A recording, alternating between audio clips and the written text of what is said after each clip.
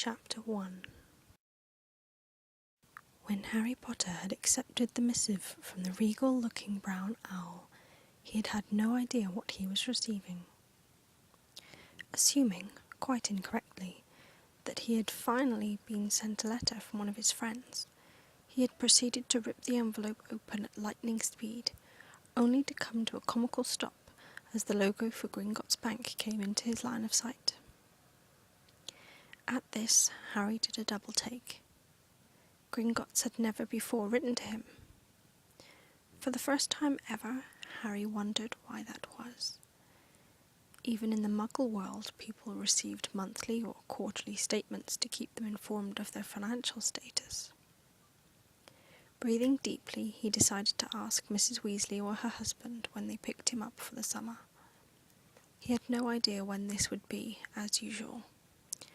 It seemed that the order was forever keeping him out of the loop, only usually finding out a few hours or perhaps, if he were lucky, a day before he was due to be released from his relative's house.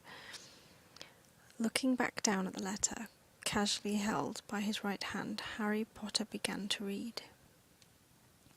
Mr. Harry Potter, it is with great sadness that we at Gringotts Wizarding Bank are to inform you of the recent demise of one Sirius Orion Black. A will reading has been scheduled for August 3rd. If you cannot attend for any reason, please send an owl to Ragnarok, care of Gringotts Wizarding Bank, no later than August 1st. May your gold be ever flowing. Griphook, Account Manager. Unnoticed by Harry, the letter fell from his now slack grip and fluttered to the floor. Placing his head into his hands, Harry wept anew for the death of his godfather. He had thought that he was handling the death well, as anyone can handle the death of a family member. It's my fault, was the broken whisper from the distraught young teen. It's all my fault. As the tears came unbidden, a beautiful snowy owl watched sadly from on top of the wardrobe, a soft hoot the only solace for the grieving boy. Chapter 2.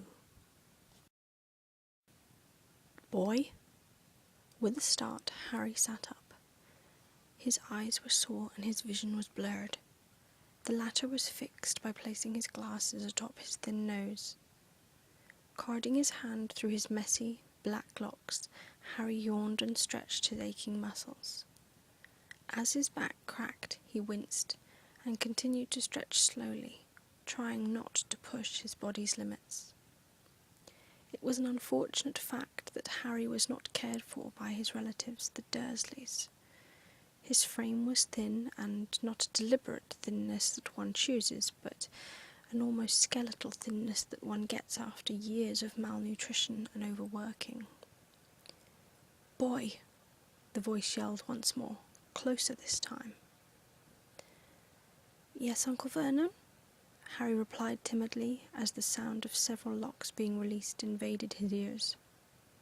Standing up, he carefully straightened his clothes to look as presentable as possible, even though his uncle would always find something to criticize him about. Slowly and without ceremony, the door was opened, and in the doorway stood a large, rotund man with a wispy moustache and a slightly purple complexion. The man in question stared at Harry with undiluted hatred and growled slightly at the sight of his nephew. I shouldn't have to call you more than once, boy. Yes, Uncle Vernon, it won't happen again. It had better not. You know the consequences.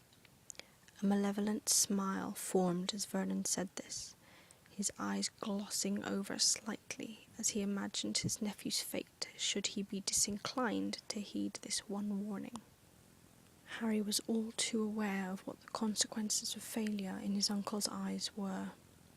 He still ached slightly from the punishment he had received for getting those dirty freaks to tell me what I can and cannot do to an abnormality like you. Harry had tried to explain that he had asked them to do no such thing, But Vernon was past listening and had made sure Harry knew not to weasel his way out of a deserved punishment. Shivering slightly at the look his uncle still sported, he tried to maintain a polite yet indifferent air and waited to see what his uncle wanted him for. After a short amount of time, yet long enough to make Harry very uncomfortable, Vernon once again turned to his nephew. "Petunia, Dudley and I have been invited to luncheon at the Wentworth Country Club. It's only for normal folk like us, so you obviously won't be attending, boy." Standing up straighter and puffing out his chest, Vernon continued. "Your aunt has left a list of chores on the kitchen counter that you will finish before we return this evening." The threat was clear, and Vernon smiled as Harry swallowed nervously. "Yes, Uncle Vernon," came the rehearsed reply from the dark-haired teen. "We will be back no later than 11 p.m. I hope I don't have to remind you that you are not to go poking around again. Your aunt has left some lunch and dinner next to your chores, and that had better suffice. A freak like you should be lucky to be fed at all. You know, sometimes I wonder why we took in a freak like you anyway. Nothing but trouble." "Yes, Uncle Vernon." This time the resentment was clear in Harry's tone, and Vernon's complexion darkened a few shades in barely repressed anger. "Why, you ungrateful little brat. You had better improve your attitude whilst we are out, or you may find my reaction less welcoming than normal." With a dark glint in his eyes, Vernon backed out of the room and paused as he pulled the door closed.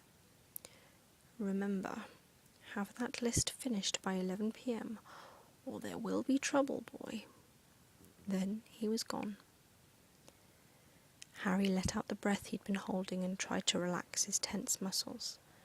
After receiving that letter from Gringotts the previous night, and then crying like a little boy into the early hours of the morning, Harry had fallen asleep, fully dressed, and proceeded to have a fitful night's sleep. Needless to say, Harry probably looked worse than usual. No wonder his uncle was in such a good mood. Within a few minutes, Harry heard the front door close and lock, and his family pile into their, in Harry's opinion, overly flashy car. It always amused Harry to see his obese uncle and cousin try to squeeze into the gleaming Audi A8, while his Aunt Petunia always seemed to preen in the reflection of the tinted windows. How they thought they looked good was beyond Harry, but just watching them drive off for the day, even knowing he most likely had a list as long as his arm to complete by the evening, was like a weight being lifted from him. The scrutiny he felt within number 4 Privet Drive was almost as bad as the scrutiny he received from most of the wizarding community.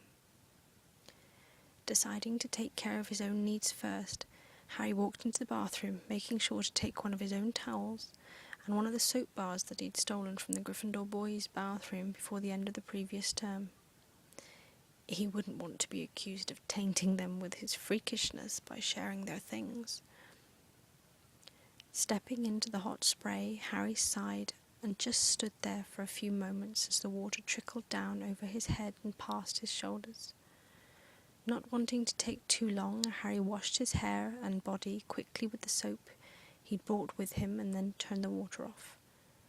Toweling himself off, Harry wandered back across the hallway into his room and proceeded to dress in some fresh clothes. After doing this, he quickly wandered back into the bathroom to relieve his bladder and brush his teeth. That done, Harry began removing any evidence that he'd ever been in the bathroom. If one thing was out of place, Harry knew that his uncle would not be impressed. He was normally made to use the downstairs toilet and thus was limited to using the sink for all of his washing needs. A shower at Privet Drive was a luxury Harry was not normally given, and he was not willing to be punished for something as simple as not cleaning up after himself. Back in his bedroom, Harry looked warmly upon his familiar. Hedwig was a wonderful friend and confidant. He knew she would never tell anyone his secrets. The fact that she actually couldn't was lost on Harry. He was just so desperate for a friend at this moment in his life that he didn't want to look further than necessary. Careful not to make too much noise while Hedwig slept soundly upon the rickety wardrobe, Harry filled her food and water bowls to the top and quietly made his way down the stairs and into the kitchen. Remembering his uncle's words about his lunch and dinner being ready on the counter, Harry hurried towards the plastic Tupperware that was sat next to the sink. His stomach growled in anticipation as he neared the box. The list sat on top, waiting to be read, but Harry ignored it in favour of the treats within. Pulling off the lid with no care whatsoever, he stopped short as he took in its contents. His stomach growled again, this time in understandable disappointment. There, sat upon a plain white paper plate, sat probably the most sad-looking sandwich that Harry had ever seen. Lifting it gingerly from the box, Harry peeked between the thin slices of semi-stale bread and saw a single lettuce leaf. With a sigh, Harry peeked back into the box to see what else he had been left. Wrapped in a piece of kitchen paper and shoved in one corner, sat 3 cream crackers and 2 almost paper-thin slices of cheese. In the opposite corner was an overripe banana and 7 grapes in varying state of decay. Feeling intensely disappointed with his daily rations, Harry carefully cut his sandwich in half, and not bothering to sit at the table, ate 1/2 and the few grapes that were salvageable, knowing that he would surely need the remaining food once the day's tasks had been completed. Turning on the tap and cupping his hands, he drank his fill of the cool water and packed his remaining food into the paper towel and proceeded to hide it in his bedroom. This way, at least if he wasn't finished by the time his family came home, he wouldn't starve after being punished.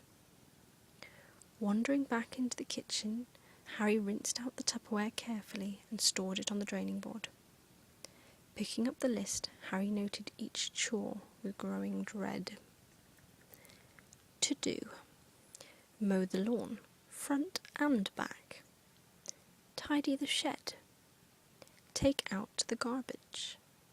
Mop the kitchen floor. Clean the bathroom and downstairs toilet. Tidy the spare bedroom and put clean sheets on the bed. Vacuum the carpets.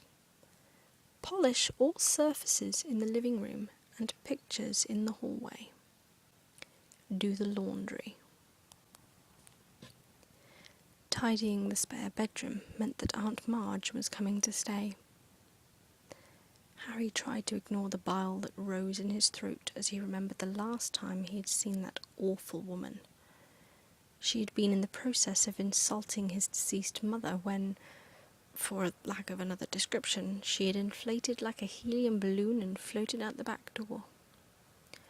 Looking back since, Harry had been able to see the funny side when discussing the topic with his friends, Ron and Hermione, though Hermione had scolded him initially. Now, however, it was a different thing altogether. She technically shouldn't remember the altercation at all, thanks to the mind magic the wizarding police known as auras had utilised, but that didn't stop the worry that something like that could happen again if he lost his temper. After the fiasco last year with the Dementors and his ensuing trial, Harry knew he was standing on thin ice.